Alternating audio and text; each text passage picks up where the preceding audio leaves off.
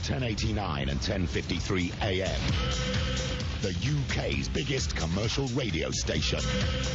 TalkSport. The Clash of the Titans on TalkSport Wales. I don't like political correctness, as you know, and I don't like equality. Collins. You will be staggered and terrified. Dickin. She's an ugly little gnome. Robin. And Mr. Parry. The urban fox is the biggest threat to civilised society since the Black Plague in London. The four horsemen of the apocalypse have got nothing on these guys. The Clash of the Titans on TalkSport. Yes, good evening, Merry Christmas, and welcome to the Clash of the Titans. My name's Ian Collins, and these are our Titanic 3, the big panel. They don't come much bigger than this. Firstly, TalkSport's mid-morning host, a presenter described as the angriest man in Britain, whether it's on the issue of asylum seekers or, well, asylum seekers. He's the one who tells it like it is, takes no prisoners, and has smiled twice in the last 7 years. Liar. He also holds the world cider drinking record. He is Mr. Mike Dickin. Hi, thank you. Next, the cuddly, friendly, but not always reasonable host of TalkSport's late-night programme, a man with 400 years of broadcasting experience who's equally at home whether he's interviewing Abel Hanser, a Page 3 beauty, or Simon Cowell. He's the man with the comedy horn. He is Mr. James Whale. There's nothing funny about my horn. And thirdly, the massive host of the Sports Breakfast, a devout Evertonian, the butt of the nation's jokes about his ever-decreasing waistline, and the man who claims he can knock Ozzy, Cliff, and the Pop Idols off the Christmas #1 slot. He is TalkSport's own shaven raver, Mr. Mike Parry. Yes, good evening, everybody. Thank you for having me on your lovely show. And isn't it nice not to have to work in that massive, gigantic shadow of Alan Brazil? Okay. We are looking for a clean fight here. Raver. Please, this job's hard enough as it is, James. A clean fight. We'll talk Tony Blair, the war on terrorism, the British judicial system, the honours system, Posh and Becks and the royal family. It's all happening on this Christmas. Hang on. What's Nothing up? controversial there. Listen. First of all, before we start all this, Come on. let's hear that excuse for a piece of music. That embarrassment that we've been faced with on this radio station I was at last week. Lingfield when he did it live. Believe me, it couldn't get much more embarrassing than that. Are we talking about the fine Mr. Parry offering of Paint It Black here? Well, you may say that. We certainly wouldn't. I mean, let's get the embarrassment out of the way now. Okay, let's paint it black. The Clash of the Titans on TalkSport. Ladies and gentlemen, back by popular demand for the very, very last time, the fantastic Mick Jogger, the brilliant Rolling Clones, the gorgeous Clonettes, wow, and that international superstar Mike Porky Parry. All right, Porky, you gonna go first then, eh? Yeah. Oh, Mick, great to see you, son. Great to see you. No, go on, you have a go. No, you start. All right, here we go. You sure? Yeah. Here I go. I see a red door and I want it painted black. Well, I think it's only reasonable, first of all, we hand over to Mr. Parry to explain the background, just a little bit of background, Mike, about this record. I don't want to talk at the moment. I'm listening to my record, aren't I? I think people want to hear what's going on, what's it all about. Is it, what's happening here? Well, okay, let me explain, guys. Let me explain. The reason I went into this is twofold, really. Firstly... charity. No. Firstly, I decided it was a good thing to do. Yes. And secondly, I decided it was the right and proper thing to do as the seeker of truth and justice. Okay. Mr. Mike Dickin, your views on Paint It Black by Mike Parry. Well, I suppose the problem Mr. Parry has, as many would-be pop stars have, he just doesn't fit the mould, really, does he? Vertically challenged, horizontal hold not too steady, and, well, aged, I thought was probably a problem. Okay. Dress sense not too good, and no voice came into it, but I left those out because I don't want to be unkind. The voice of reason, Mr. James Whale. Well, as the voice of reason, it's difficult. I mean, it's when somebody has reached a certain age to sort of knock them out. It's Come on, James, spit it out. What are you trying to say? It's well, basically, you see, nobody has been prepared to look you in the eye and tell you. It's embarrassing. I mean, you know, Jethro Tull was better looking and more musical, it just looked, Mike, you can't. So was the Elephant Man. Well, yes, I suppose you're right. I mean, Mike, this is a travesty of justice. Not only does he present the breakfast show, he's the programme director as well. He's actually getting into the realms of tyrant. But what about getting into the realms of the festive season, James? Isn't that reasonable? No. It's offensive to Muslims for a start. Well, look, we had a go at it. We've raised a little bit of money for charity. You've got to remember that... Are we allowed to say paint it black? Yeah. Quite frankly, I'm Isn't that appalled. racist? Well, look, OK, I'll tell you what, guys. I'll tell you what.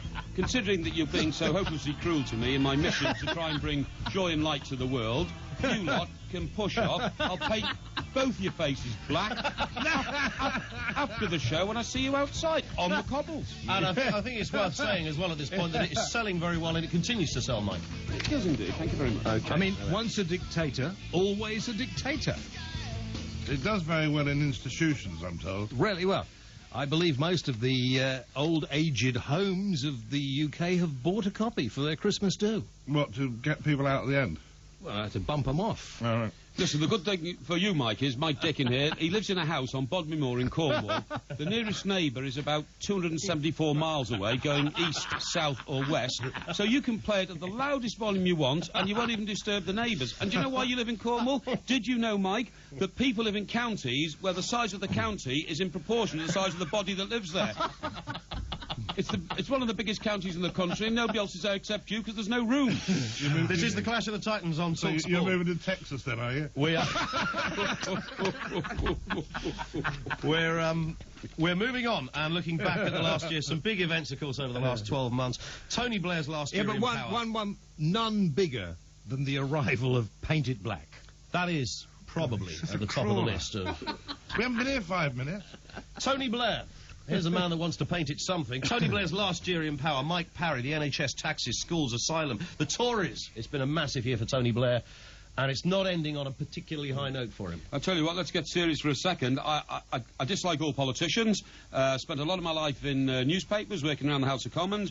No politician has ever got voted into power on the belief inside his or her own head, I want to improve the lives of the masses. No, they don't. They want to improve their own lives. They know that when they join the Commons, they get free trips all around the world in club-class flights. They go to exotic locations to talk about, you know, people starving. They usually go to five-star hotels in Mexico to talk about people starving in Africa and this kind of thing, right? So I'm very, very sceptical about all politicians, and that includes the leader of the Conservative Party, Michael Howard, as he is now, and the Prime Minister, Tony Blair. Tony Blair took a hell of a gamble in the Iraqi war, but I think he did it personally to be a buddy and a pal of George Bush, the President of the United States and the most powerful man in the world, and I think he got extremely lucky. There are lucky politicians, like Gimme Lucky Generals, said somebody in history.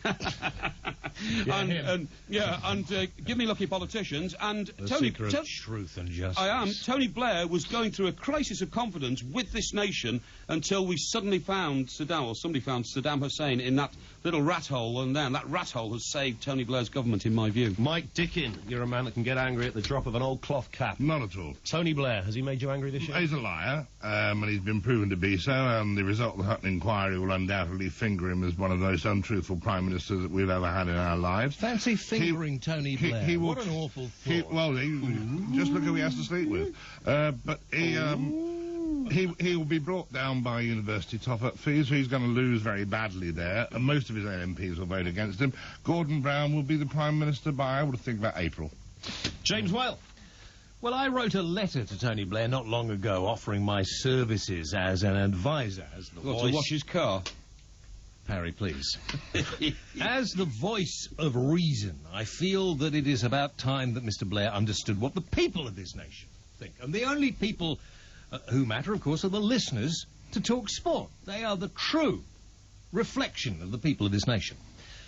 And he himself didn't reply to me. No? Alistair Campbell wrote me a very long, sarcastic letter about me, about the boss of the radio station, about practically everything else. And I thought, well, if they... Are you saying Alistair Campbell mocked you in this letter? He mocked me, and he mocked this marvellous radio station as well. I was furious. But shortly after lost his job. He did. And you know, Is that significant, is it? I think it is. Yeah. But, I mean, has anybody seen the photograph recently released by Number 10 of Tony Blair for his Christmas card? Yeah. Of him and his family. Did he that look he doesn't tired? use. He looked constipated. He looked, well, I Something said had that. set in there. He looks like a man that if he doesn't get to the littlest room in the house soon is going to have a very bad accident. He's a man. I'm embarrassed to actually be in a country that is led by Tony Blair. And I honestly think the people of this country, if they had an election today, would get rid of him. In 20 seconds, Mike Parry. I think the saddest thing about that picture, and you two guys are fathers, the little girl standing on the sitting in the front is 15 years of age, and her legs look like the size of tree trunks because she didn't have the right length skirt on. Well, and not I only feel that. really sorry for her because I do. she'll get really ribbed at school by her mates. I mean, I look back through the pictures ever since he's been in the Number 10, and pictures of her, and she looks like a little blob. I should think she's highly embarrassed. I mean, why doesn't somebody introduce her to fruit and veg? Presumably she's going to blossom. She's got puppy fat at the moment, which is girls of that age go through that terrible stage where they get very chubby and very embarrassed about it.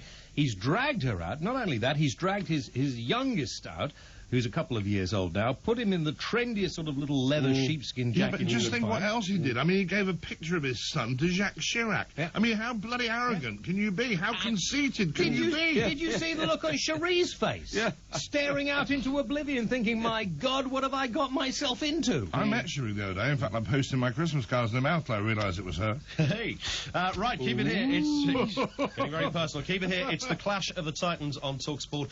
We're back. We're joined, of course, by Mr. Mike Parry, Mike Dickin, and James Whale. We're discussing more events over the last 12 months on TalkSport's Clash of the Titans. Next. I had erection problems for around 3 years before I talked about it. My first mistake. My second mistake was to assume that there weren't many treatments available.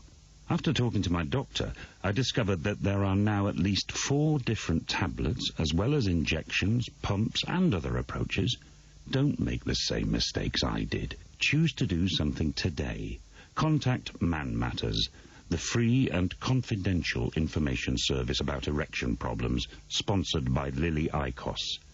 The free Man Matters booklet provides useful information about erection problems, including the wide range of treatments available and how you can talk to your doctor about finding the right one for you. Call the Man Matters automated free phone number on 0800 096 1184. That's 0800 096 1184, or visit www.manmatters.co.uk. Get away with Renault. Get away with a lot more than you imagine. For a lot less than you think. With Avantage Renault, and take advantage of free equipment packs worth up to £2,100 on selected versions. For example, get a free panoramic sunroof for your Espace. Enjoy free climate control for your new Clio, Megane or Scenic. Or go places with free satellite navigation for your new Laguna. And lots more besides when you buy on a Renault Selections finance scheme. That's Avantage Renault. To get away with more Renault for less, go with Avantage Renault today. For written details, call 0800 52 51 50 or visit offers.renault.co.uk. How do you solve a murder in less than 24 hours when all the evidence points to you? He looked like him. They set me up. From the makers of Triple X and Too Fast, Too Furious, Denzel Washington is out of time. Taut and tense say critics in a plot twist to send your popcorn spinning from your hands. See Out of Time at cinemas from Boxing Day. Just do it!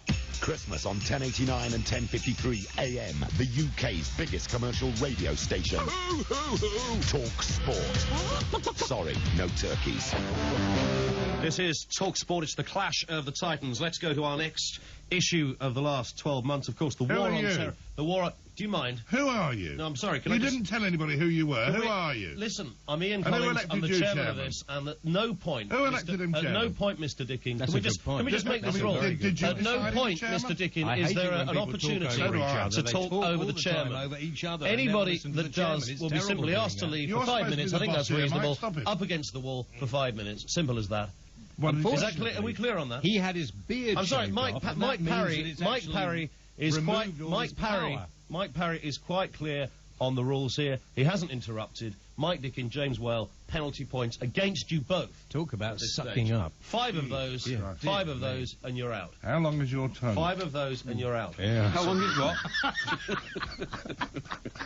Well, wouldn't you like to know, mate? After what you told us in the break. Okay. I don't like women. The war on terrorism has pretty much dominated the last 12 months, of course, with the war in Iraq, culminating, some might say, in the capture of Saddam in a dirty old hole at a farmhouse in Iraq.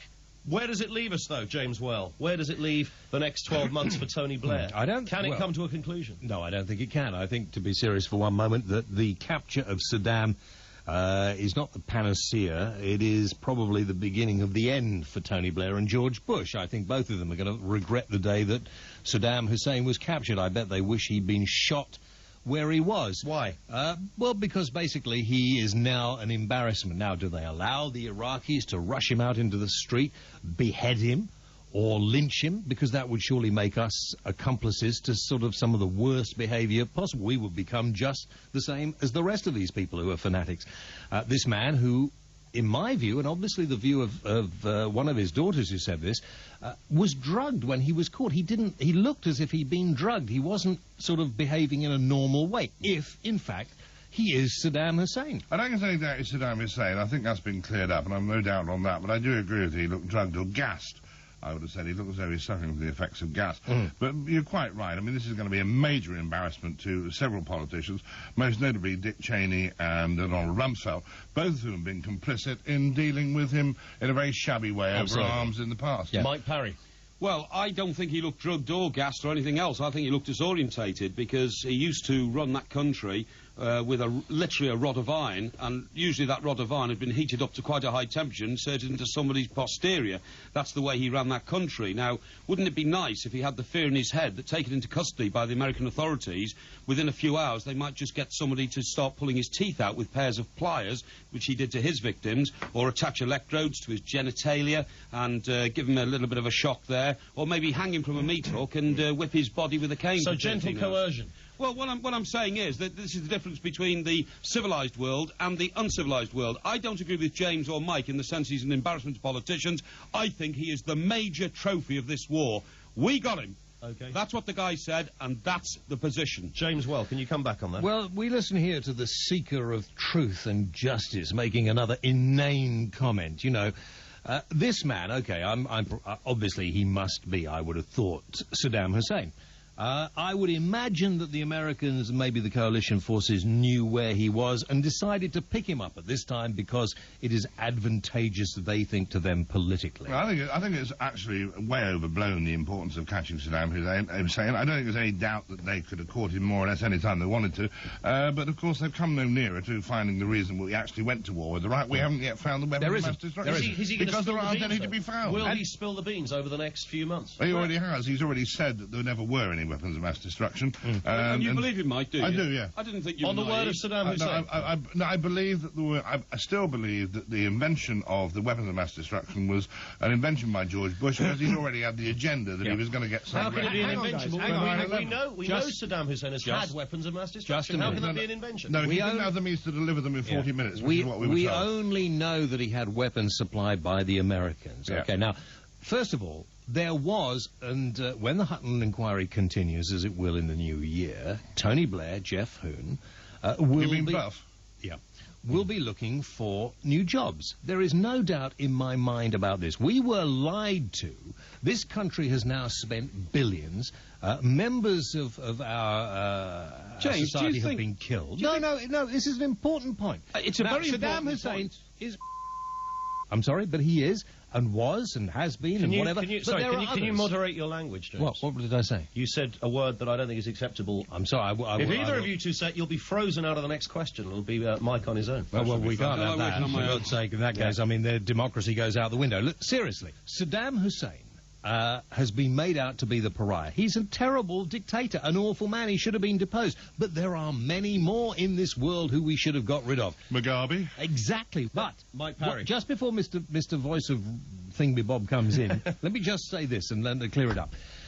We've caught Saddam Hussein, and the politicians are trying to make us think, that's great, that's marvellous, it's all over, we were vindicated. They are not vindicated, and it is not all over. Mike Parry.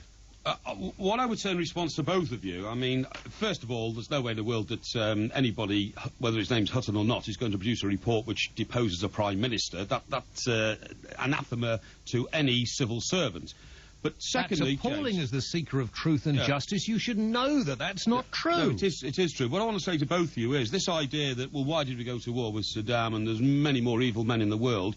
Is there any more evil a man in the world who says that actually what I set out to become was the leader of the Arab world, and as the Arab world's biggest problem is the existence of the State of Israel, one of these days I'll drop a nuclear bomb on Israel and rid the Arab world of their problem. That was his ultimate ambition. Well, that's why the Israeli Air Force went and struck in Iraq nearly 20 years ago and blew up his nuclear reactors. He was building a nuclear bomb to drop on Israel, the only democracy in the Middle East. So, please, let's not have all this, oh, he was a buffoon and he had no weapons of mass destruction. He would have had them if the Western world had taken its eye off the ball. You really... Hang on. You really believe that Israel is a true democracy?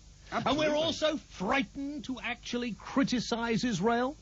I don't think so. I'm not frightened to criticise them. I'm telling you because that I think the Israelis may well have a voting system, but do they adhere to it? Do they listen to the people who vote? I don't think so.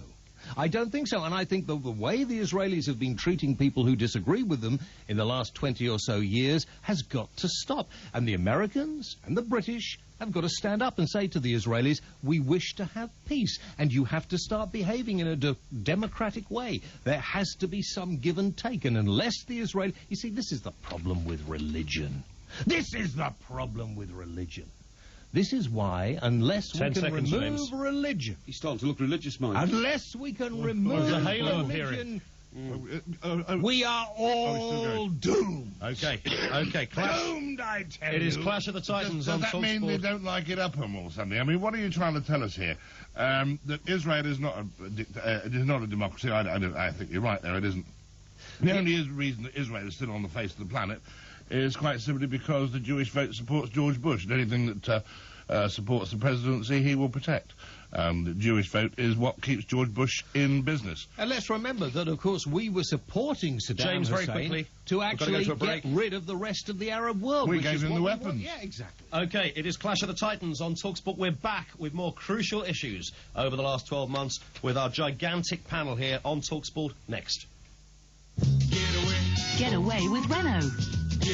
Get away with a lot more than you imagine. For a lot less than you think. With Avantage Renault, and take advantage of free equipment packs worth up to £2,100 on selected versions. For example, get a free panoramic sunroof for your Espace. Enjoy free climate control for your new Clio, Megane or Scenic. Or go places with free satellite navigation for your new Laguna. And lots more besides when you buy on a Renault Selections finance scheme. That's Avantage Renault. To get away with more Renault for less, go with Avantage Renault today. For written details, call 0800 52 51 50 or visit offers.renault.co.uk. So, there we were, drinking in uncharted territory, when one of the locals takes a dislike to me. He was size 3, a real manimal. And me, being a black belt in no can do, I decided to give peace a chance. I turned on the Comedy Channel. And 2 encores later, the guy's laughing so much, he's put his pants on a warm wash. Well, it seems I've cut the right wire. Situation diffused. Smirnoff Ice. Very quick perfection. With the DAB digital radio, there's no crackle. Once you've unwrapped it, of course. And at under £100, everyone wants one for Christmas. Does it do digital? It does if you're quick. Experience the sound, the smell, and the look of Autosport International. See 18 of the world's best Ferraris worth over £25 million, all under one roof. Witness rally cars pushed to the edge in the live action arena. You'll catch it all this January 10th and 11th at Birmingham's NEC. For tickets, call 0870 902 0444 now. That's 0870 902 0444 or visit www.autosportinternational.com. It is TalkSport. This is the Clash of the Titans. Again. Who is he? Hang on. Mr. Dickin, if you'll just have a semblance of patience about you for 1 second and don't want to be frozen out the next question, you'll allow me just a breath. something you're perhaps a little alien to. Just He's a breath. too young, that's Just the a trouble. breath. He's a very to give young you my man. name. Inexperienced. Yeah. Hey, listen, I'll take no lectures Politically correct. from you two. Stand-up The man who comedian. shouts the loudest and How all the he rest was of it. allowed to live beyond puberty, I don't know. I've no idea, and he's got a driving licence. Hey, which but is what a even journey more it's frightening. been, kids. Right, here we go with the next subject on Clash of the Titans. Doesn't wear makeup. The British judicial system. Does it? Over the last 12 months, the British judicial system, of course, under the microscope for an awful lot of reasons. People are up in arms every time we see somebody committing the most atrocious of crimes and being sentenced to just a mere few months in the pokey. Is this right? What's gone wrong? Mike Parry. Hang on, he started first. I want to go first this time. I won't get a bloody word in. Mike, I did say you'll be frozen out if you dare to interrupt. Unless, of course, Mike would like to offer you the chair on this. Worry not. Mr. Dickin, be my guest. Thank you very much. Take the That's baton, most kind Mr. of you. Dickin. That's very kind. I've got nothing to say about this, really. Look, I just like to say that the British legal How can you have nothing to say Shut about up, this? Chairman. You talk about this every day. The British legal system and justice got divorced a long time ago, and there is no relationship between justice and the British legal system in this country, as is apparent from most of the sentences we see handed down to motorists and others. But how Geoffrey Archer can remain a lord and having done what he's done, and over Christmas he was hosting one of his shepherd's pie and champagne parties, and all the that hang around him in the government and elsewhere, all the worthies and lovies are up there supping his champagne and eating his shepherd's pie and I have talking to to his say, the fragrant shepherd's wife. pie was particularly See what nice I mean? this year. See what I mean? yes. Yeah. Very, See very what I mean? tasty.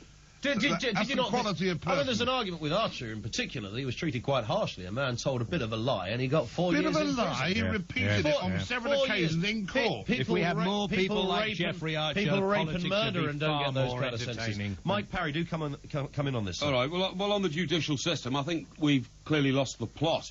There, in my view, there is a subculture of people in this country who are beyond the law now.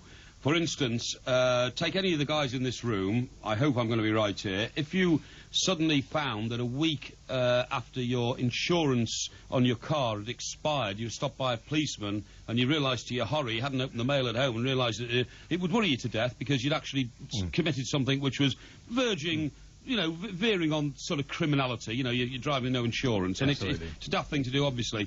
But then again, when you read in the paper that the man who's just been done for his 4th drink driving test, 217 offences of driving without insurance, licence and all that, he just laughs in the face of the law, because in this country we have such a good welfare system that A, it's impossible to starve, B, it's impossible to be homeless unless you have a very serious drink or drugs problem. Mind you, these two have got over it. And thirdly, you don't actually, you're not rejected by the system. But the wasn't he an asylum seeker as well, wasn't he? Yeah, the system takes you in. You know, the system envelops you, wraps its blanket around you, keeps you warm. You don't starve in this country. Yeah. But it's the I hate people, to say this. The people who follow the law have the most to lose by the judicial system in this country. Absolutely. Those who don't follow the judicial process and consistently break the law actually have a better deal. Would you concur with that, James? Yeah, well, Mr. Chairman, I think you'll find all three of us are probably in agreement with this. Totally, absolutely, 100%. Ridiculous situation which we find ourselves in, where the scumbag who breaks the law continually, whether he mugs an old lady, whether he breaks into somebody's home and robs them, whether he takes their car, that probably about 18 to 24, this scumbag will continually get let off, will be given community service, there's no point in fining them because they don't have any money that you can get hold of. Well, you know why this is, don't you? Hang on just 1 minute, let me finish this, I'll be hurry quick. up, then. I am not against, I am against executing Saddam Hussein because I think it would actually be too easy for him. I think he should be kept in custody like Myra Hindley was as an example for the rest of his born days. I do think if you get some of these scumbags who committed 60, 70 offences, they've got a long rap sheet, they never learn, I think we would be better off in society giving them an injection, getting rid of them completely. And I'm absolutely serious. As the voice of reason, I believe I speak for the entire nation. So there's surplus to requirements, these days. Would you agree with that, Mike Dickin? Yeah, I would actually. I really would. I think we tolerate far too much, and we don't do much about it. Well, the reason we've got this problem is not only have we got a police force which is lions led by donkeys, we've also got a magistracy and a judiciary who only go into court to get in the warm for the day because the library's closed and they've got nothing else to do. And they know as little about justice as my dog does. I mean, they just have no idea what they're at. And do you know they're why? PC, Do they're you so know why? politically correct, they're unbelievable. Let me tell you why. I had a complaint against me upheld the other day. No. Because I was less than favourable towards a woman who thought it was acceptable for her children to use graffiti as an act of expression for themselves and that they should be allowed to do it. And I told this woman I thought she should have parenting classes, that, quite frankly, perhaps she should have her children taken away from her. She shouldn't have them. And she complained about me, and the people in the great and the good upheld her complaint, because I said what the people think, that somebody who thinks that their children should have the right to go and commit graffiti should be allowed to express themselves. Let's come back to this point. Mike Parry, your two colleagues suggesting that the death penalty is the only way to treat these people.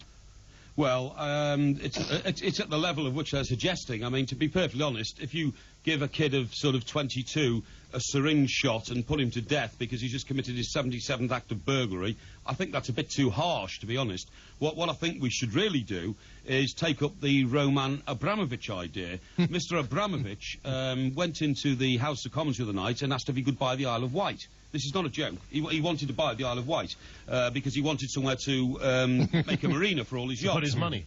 Well, no, for all his yachts. Now, I think we can...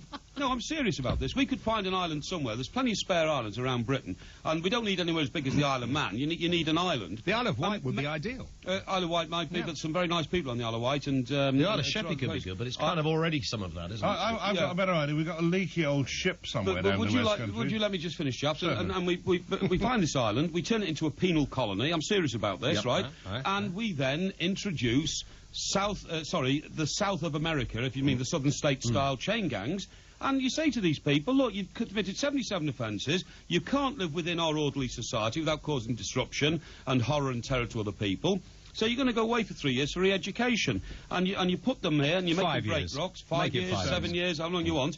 And re-educate And no remission for good behaviour. No remission for good behaviour. Added on for bad behaviour. And you say to them, look, you've got two alternative lifestyles. The one you've just come back from after 5 years on the Rock, we call it the Rock, to make it sound chillingly horrible. Why don't we use Australia for this again? I mean, the people from Australia are pretty useless and pretty annoying. To send them there. Did you know what happened when the English rugby team got down to Australia? They behaved like maniacs. Clive Woodward was going into immigration, and the immigration officer said to him, have you got a criminal record? He said, I didn't know I still needed one. Boom, boom. It's true. But listen, such a good point that Mike makes, and a good point that you make, Mr. Dickin, as well.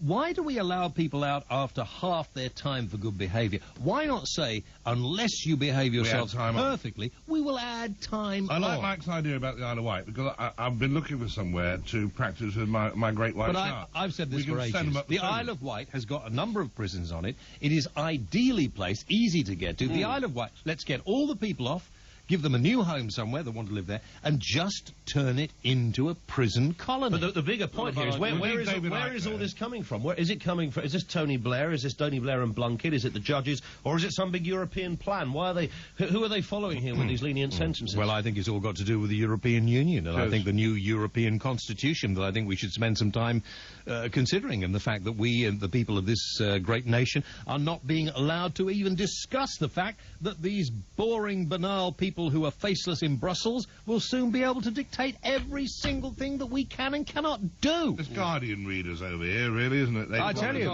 the time for a revolution is not far away if Tony Blair continues along this line. There will be civil unrest. You know what we should do, chaps? We should put out a challenge to our millions of listeners who are listening to this show. Go on, text us or email us if you know the name of your MEP. Go on. Good point. Do you know who your MEP is? 81089 or talksport.net. Don't bother you can name your MEP. You'll call. I don't think you'll get one caller. I haven't a clue who my MEP... And I'm in the media. I should know. I couldn't tell you who my MEP is. Aren't they mostly old compactors? Can you? No, but do you care who it is? No, but I should do, because these are the people with the real power. No, these are the people on the gravy train. No, listen, the reason that our politicians go on about the education, the NHS, and various other things, that's the only thing they have any authority in. Everything else, armed forces, practically every other section of this society has been taken away from us from what we signed up to in Maastricht. If you think about what will happen when this is approved, which it will be ultimately, If I go to Greece for a holiday and I accidentally drop sweet paper on the street or whatever, some minor crime, and I come back and one magistrate is persuaded by a policeman that it was me, he can issue a warrant for my arrest. The Greek police can come here and arrest me. The British police, the Parliament, and nothing have any influence at all to stop them arresting me. They can take me back and they put me inside for 6 months before they even tell me what the charge against me is. And that is fact. Mike Parry. Mike, first of all, you shouldn't give me such great alternative ideas about how to get rid of people without paying any compensation. No, let me ask you guys this question. Who is the only politician who was turned down twice by his country as not being capable, able or bright enough to run the country, and ends up as a European commissar on about 400 grand a year, gets his wife a job at the same time as a European commissar, and now one of his children is working within the European Parliament. I'm talking, of course, about Neil Kinnock. But worse than that, he was the last man on the Labour front bench to stand up and say, vote for me, boy, and I'll get you out of the common market, even a place. You can't trust politicians, and it's our fault. We don't go out and vote unless we go out and vote and frighten them and make them realise that unless they do what we tell them, we'll get them out of their stupid jobs. Then... And why have we got so many of them? Oh, goodness. Why have we got over 600 MPs for a country the size of Britain? Look at how many American representatives there are in the House of Representatives or the Senate. There are fewer in the two combined than we've got MPs. And why have we still got the House of Lords? I thought we decided that the House of Lords was unjust, unfair, unnecessary. Cheap. No, it's cheap. It keeps those old people warm. We'd have to put them in care homes otherwise. Mike is absolutely true, by the way. A great day out for me is to go to the Commons to, you know, spuriously see my MP and spend all day in their subsidised bars. There's 13 of them. Annie's Bar, Mike, you must have been there. 24 hours Annie's Bar, there's the terrace, there's also the restaurant. Absolutely. And if you know, when you go to the restaurant, all of you listening, it's not just us, you can get your MP to invite you to have lunch. Ask them to invite you to have lunch at the House of Commons. I've been because I nicked the silver. Exactly. Silver. Oh, it's lovely. And the House of Lords, I actually got a friend of mine who's a Lord. Dickin.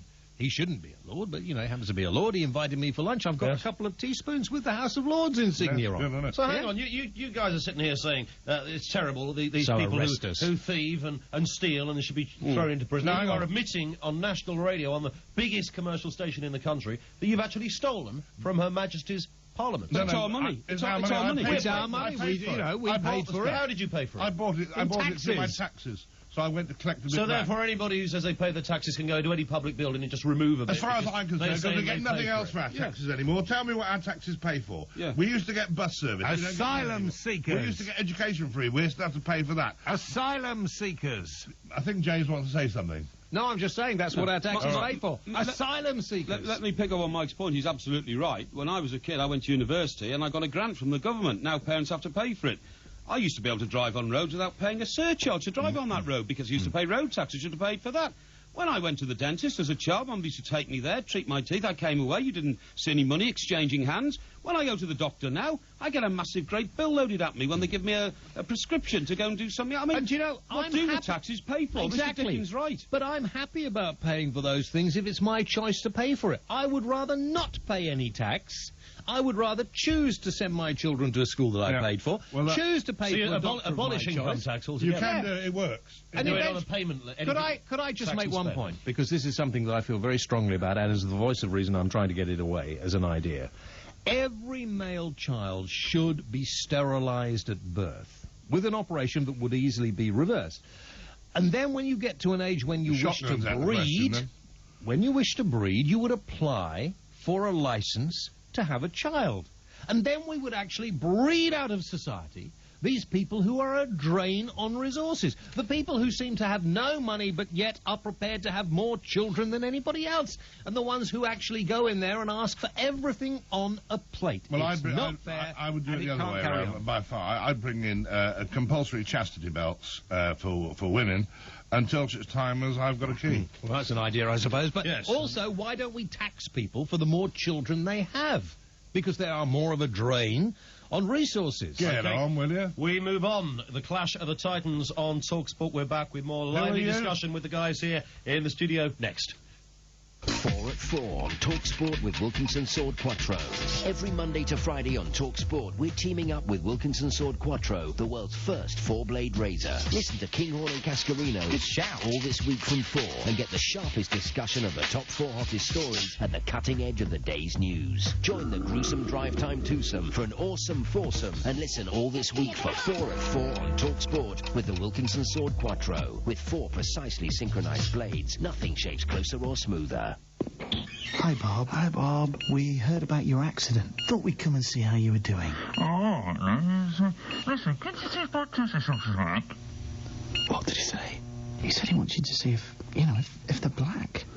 If they're black. Let's have a look, then. What the... No, Bob. They're not black. No, I said, can you see if my test results are back? Life can sometimes be unclear. If you've had an accident that wasn't your fault and want to speak to someone in plain English, just pick up the phone, dial 0800 and spell the word accident on your telephone keypad. 0800 accident. What's in a name? Our number. Get away with Renault. Get away with a lot more than you imagine. For a lot less than you think. With Avantage Renault and take advantage of free equipment packs worth up to £2,100 on selected versions. For example, get a free panoramic sunroof for your Espace. Enjoy free climate control for your new Clio, Megane or Scenic. Or go places with free satellite navigation for your new Laguna. And lots more besides when you buy on a Renault Selections finance scheme. That's Avantage Renault. To get away with more Renault for less, go with Avantage Renault today. For written details, call 0800 52 51 50 or visit offers.renault.co.uk. Closer to Christmas, you won't be able to get a DAB digital radio for love nor money. But currently shops are accepting money. Under £100, in fact. Does it do digital? It does if you're quick. It is TalkSport. This is Clash of the Titans. My name is Ian Collins. Hey! Thank you. And on the esteemed panel here today, and it's as big as it possibly gets, broadcasting giants, pulled from all corners of the TalkSport schedule. From the late nights, Mr. James Whale. From mid-mornings, it's Mr. Mike Dickin, and, of course, from the Sports Breakfast, Mr. Mike Parry. We're discussing the last 12 months. All sorts of things have gone on, enough to make you want to spit feathers. And we're discussing some of them. The honours system, we can't let that one go by. It appears that everyone who applies to get an honours gets it now. But What's gone wrong? I mean, What's gone wrong with the honours? Did you see why Tim Henman got an honour? Because somebody looked down. This is the story of the memo, isn't it? Yeah, somebody looked down memo. the list and said, hey, look, there's nobody under 50 on here, and they're not very interesting, are they? Who have we got? And some little squeaky secretary in the corner saying, Tim Henman. And he said, that's a good idea. How old Well, is he? okay, Mike, two So they put him on, and two he got questions. a bloody... Two questions, the reason then. he got an honour. Should the honours be there in the first No. place? And if, okay, No. well, if they're going to be, who should get... What should the criteria be for getting a gong first of of all, any sort? First of all, I can't accept they should be there, and I've said all Not along. even for a charitable lollipop lady? And I hate charitable people most of all. I can't stand bloody charity. Go on, wind me up, upset me. No, I really don't believe there's any case whatsoever of an honour system. It is... This should be a meritocracy. I've got a feeling that if you got a letter, Mike Dickin, from the Palace saying you've been nominated for a knighthood, you'd be down that mall so fast you'd need casters on your backside. Do you know... You'd be kneeling down on that cushion quicker than you could say, yes, Mum. You know I hold you in the deepest regard, Ian. I know. You're a... I would not go under any circumstances for one of those... anything. Beep. I really wouldn't. Don't believe you. Mike Parry, would you accept the big gong? I would definitely accept the big gong. It'd be the Good for you, sir. Greatest Good for you. pleasure and honour of my life to be indeed. awarded an MBE, an OBE, or eventually a knighthood. Yes. Now, I think the honour system has been so cheapened by politicians again, because one of Tony Blair's first acts of immorality in terms of being the Prime Minister was to award Geoff Hurst a knighthood, Sir Geoff Hurst. Why? Because Sir Bobby Charlton already become football's knight because he's a distinguished international spokesman for sport in this country. Proven track record. And that's that. Now, don't get me wrong about Sir Geoff Hurst. Geoff Hurst's a friend of mine and a man who is a national icon for scoring a hat-trick in a World Cup final. course. But if he got it, why didn't Alan Ball, who crossed the ball for one of his goals, get a knighthood as well? It was opportunist by a politician. Now, the other opportunist situation with politicians these days is give every pop star who gets over 60 a knighthood. Yeah, Mick Jagger, of course, knighted this year. Why should Sir Elton John be a knight of the realm? He's made himself a multi-hundred million pound fortune, but he's also been involved in drugs, he's been involved in, you know, situations which one could say are decadent. So has Paul McCartney, despite his cleaner-than-thou image over the last 30 years. So has Mick Jagger. The only one of them all, out of all that pop lot, who deserved a knighthood was Cliff Richard. As Sir Cliff Richard, a decent, clean-living Christian man. When I read the Telegraph on the way home on my train in the evening, I like to go to the obituaries pages, and I see some distinguished people who flew a Spitfire during the Second World War and saved this country from the oppression of Hitler, and they are, you know, sort of Tom Smith KVE, or Tom Smith DSO, or DFC, or Sir General so-and-so, who commanded, you know, the Rhine Army, or something like that. Those are the guys who deserve knighthoods. People who've protected the reputation and the physical being of our country. You mentioned Cliff Richard there, Mike, a man, of course, known for his Christmas records. Would it be nice you, of at course, this time, are known for Mr. yours. Collins? Do you think this is perhaps your way of letting it be known you're up for one of these things? Mr. Collins, would it be nice at this time just to play a few bars of the Cliff Richard record? Because I think I agree with what Mike has said here. Black? Did he do No. that? The Christmas list, Santa's list, wasn't it? I mean, the new Cliff. Okay, we'll have some Cliff in a moment. But can I just come back to Mike? I'd like to know whether Mike is actually looking for his own knighthood for the new year, maybe. No, I'm not. But what I'd like to do is, well, you know, in a few years' time, I'd like somebody to go through my tax record, see how much money I've given to charity, and then come to me and say, now you can have an MBE or an OBE because you've actually contributed to sick animals, deprived children, the old, the needy, the cancer-ridden, and I would like an award to recognise the contribution I've made to the quality of the fabric of my country. You didn't know the animals were sick when you backed them. This is the kind of thing... Here we are, ladies and gentlemen. This is the greatest Christmas record, apart from Ozzy Osbourne and Kelly, of course. That's true. For Christmas. This is the fabulous Lord of Pop, Sir Cliff Richard. Lord of Hallelujah. And Santa's List. May it be #1 just for him. Time for believing, a time for trusting, not deceiving, love and laughter and joy. Can we get rid of that now? Yeah. No. For goodness sake, come on. no radio station will play it. Come on. Here's a man who's contributed over the years more than any of us. Well, okay, does he deserve his knighthood? Well, he does. I don't agree with the honour system. I wouldn't accept one. I was thrown out of Buckingham Palace, actually. Hang on, this is just what Mike I was asked to leave. I absolutely, James Well, refuse to believe that if you got that big letter, the telegram saying, come down to the palace, here's your gong, enjoy the hospitality of Her Majesty the Queen, I can't believe for 1 second you would turn that down. No, I wouldn't. Seriously. You and Melinda would be down there Melinda, like two greyhounds. And I would not accept that, because it would be an embarrassment. It would be against everything I stand for.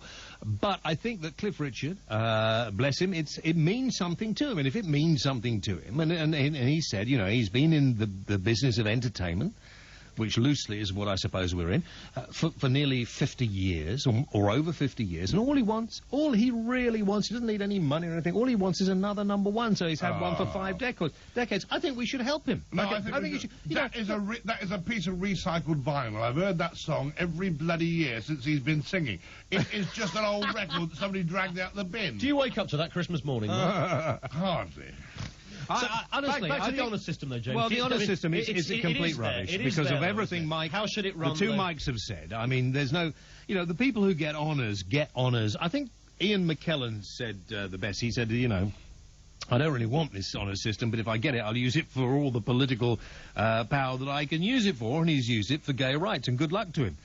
But all the people that say they don't want it, they do, don't they? They quite enjoy that. I'm appalled. Who wouldn't enjoy being introduced as Sir James Whale of... No, if I want to be Sir James, England. I'll call myself Sir James. I don't need the Queen to give me a sort of tap on the shoulder or anybody else. No. I'm appalled that Mick Jagger accepted it, you know. I really, it's hurt the rest of his band. The rest of his band think he's a complete prat. It's hurt me, because here's a man I looked up for many years, because rock and roll, the eth.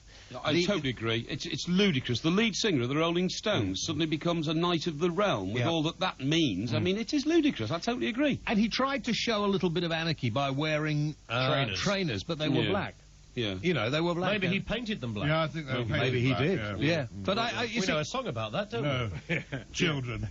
I honestly think the honours system is an embarrassment, and it is used by politicians for their own ends. But if it's going to be there, could it not be used for the, as Mike Parry said, for the right reasons? Is there a way we can still have it there? Get rid of the Jaggers and the Henmans and that kind of thing. If you're going to be a knight, then you should have done something that was I don't know. Well, first of all, he's brave never or something. round To be a table on knight- a white horse. No, and no, then to you've be got a knight, chance. you should have done something that was daring. Maybe you Okay. should have been a World War Mike Parry II wants to come back pilot in or on something this. like that. Yeah. Well, I've worked with 2 editors who were Knights of the Realm. Sir Larry Lamb, the original creator of the tabloid Sun, and Sir Nicholas Lloyd, who was the editor of the Express. And also married to Eve Pollard. Eve Pollard, yes, of course, absolutely. and that needed a knighthood in itself. Not at all. Eve's a lovely lady, a truly lovely lady. Eve Pollard was the first person I ever presented a TV show with Yeah, back in the 80s, yeah. Beautiful Yeah. lady, Yeah. very, very glamorous. And very large breasts. Well, And very gla- short skirts. A very glamorous Very lady, big believe bum. me. Very nice. No. Very glamorous, very, very good-looking lady. Now, Big the hair. reason that Nicholas got his knighthood, and Nick was always after knighthood, don't get me wrong. Nick is a boy who came from Flitwick in Hertfordshire. Off the M1. Yes, that's right. His father died when he was very young. He battled his way through the grammar school system, went to, I think it was Oxford University, could have been Cambridge, I think it was Oxford, got himself a university degree and then went into the business world, and went to the newspaper world. Now, the reason Nick got his knighthood was for slavish devotion to the Tory party under Mrs Thatcher. I mean, slavish. But you can't blame him for that because he believed in the values of the Tory party and he decided that through his newspaper he was going to pursue them. Mrs Thatcher was very grateful. She won 2 elections while Nick was the... I think at least 2. She might have won 3. While Nick was the editor, he got his knighthood. Sir Larry Lamb, different kettle of fish altogether and different result. Sir Larry Lamb got it for exactly the same reasons. He politically turned the Sun from a Labour supporting paper into a Tory supporting paper with its massive acquired circulation because he had made the paper so popular... excuse me, a populist paper supporting the Tories was unheard of in his day. He got his knighthood. Now, that's where he made his big mistake, because Rupert Murdoch, who is still one of the world's most... Well, he's more powerful now than he was in those days, of course, one of the world's biggest media barons, doesn't like people taking knighthoods. Murdoch's been offered a knighthood, a baroncy, anything else you can talk about a dozen times over the years, just to try and really weigh him off against the establishment that he rails against. But So, he said no. so there'll never be a Sir Kelvin Mackenzie then, will there? Well, Kelvin's been offered it several times and decided not to bother. Good. And Rupert Murdoch decided that when Larry Lamb became Sir Larry Lamb, he'd actually co-opted into the establishment that newspapers should rail against. To show you the stupidity and the corruption of the political classes in this country, Mohammed Al-Fayed, who you may like or dislike or whatever, he has probably supplied more British people with jobs than anybody else. He's probably put more money into our economy than anybody else, yet still they allow him to have a British passport. That's how corrupt this system is. We are back in a few moments' time. Clash of the Titans. Mike Parry, Mike Dickin, Mike and James Whale continue debating the issues of the last 12 months. I'm Ian Collins, your chairman for this massive event. Keep it here. It's TalkSport.